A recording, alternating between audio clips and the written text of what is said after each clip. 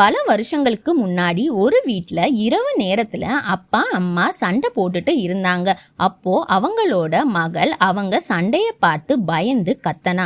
அந்த சமயத்தில் அவங்களுடைய கண்ணும் குரலும் வேற மாதிரி வினோதமா மாற தொடங்குச்சு. மறுநாள் அவங்க உறவினர் பாட்டி வீட்டுக்கு வந்தாங்க. அந்த சிறுமி பண்றத பார்த்த அந்த பாட்டி, நீங்க உங்க குல தெய்வம் மாயநாயகி அம்மனை மறந்துட்டீங்க, அதனாலதான் சிறுமி இப்படி பண்றான்னு சொன்னாங்க. சிறுமி சாமி ஆடுறத பார்த்த ஊர் மக்கள் ஒன்று கூடி அந்த அம்மனை தேட தொடங்கினாங்க. சிறுமி வழிகாட்டிய பாதையில தோண்டி பார்த்த ஊர் மக்களுக்கு ஒரு அம்மன் சிலை கிடைக்குது.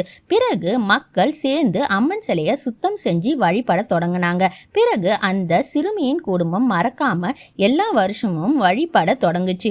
அந்த நாளிலிருந்து அந்த குடும்பம் சண்டை இல்லாம சந்தோஷமா வாழ தொடங்குச்சு.